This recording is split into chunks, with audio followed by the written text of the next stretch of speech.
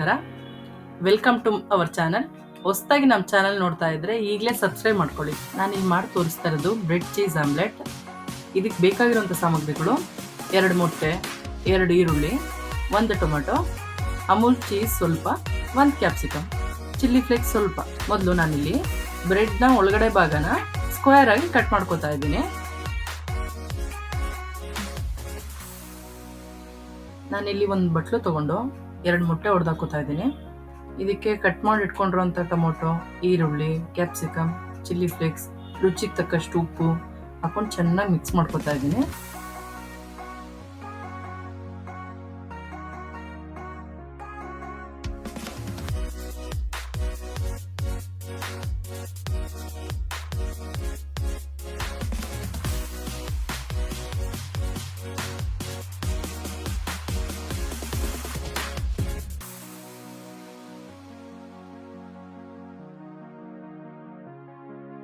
Gas ಮೇಲೆ ಒಂದು ಬಾಣಲೆ ಕಾಯಕ್ಕೆ ಇಟ್ಕೊಂಡು 1 ಸ್ಪೂನ್ ತುಪ್ಪ ಹಾಕ್ಕೊಂಡು, ಅಥವಾ ಮನೇಲಿ ಬಟರ್ ಏನಾದ್ರು ಇದ್ರೆ ಬಟರ್ ಹಾಕೋಬೋದು.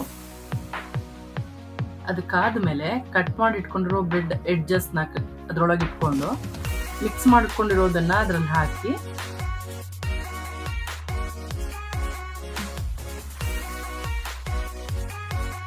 ಅದ್ರ ಮೇಲೆ ತುರಿದು ಇಟ್ಕೊಂಡಿರುವಂಥ ಚೀಸ್ನ ಹಾಕೋತಾ ಇದ್ದೀನಿ. ಅದಾದ್ಮೇಲೆ ಕಟ್ ಮಾಡಿ ಇಟ್ಕೊಂಡಿರೋ ಬ್ರೆಡ್ ಸ್ಲೈಸ್ ಕೂಡ ಅದ್ರ ಮೇಲೆ ಇಡ್ತಾ ಇದ್ದೀನಿ. ಇದನ್ನೆಲ್ಲ ಕಮ್ಮಿ ಉರಿಲೇ ನಾವು ಬೇಯಿಸ್ಕೋಬೇಕು. ಇದನ್ನ ನಾವು ಮಚ್ಚಿ 2 ಸೈಡ್ ನೀಟಾಗಿ ಬೇಯಿಸ್ಕೊಂಡ್ರೆ ಬ್ರೆಡ್ ಚೀಸ್ ಆಮ್ಲೆಟ್ ರೆಡಿ. ಯಾವಾಗಲೂ ಒಂದೇ ಥರ ಆಮ್ಲೆಟ್ ತಿಂದು ಬೇಜಾರಾಗಿದ್ರೆ ಇದನ್ನ ಒಂದ್ಸಲ ಟ್ರೈ ಮಾಡಿ ನೋಡಿ. ಇದೊಂದು ಸ್ಪೆಷಲ್ ಟೇಸ್ಟಿ ಫುಡ್ ಆಗಿರುತ್ತೆ.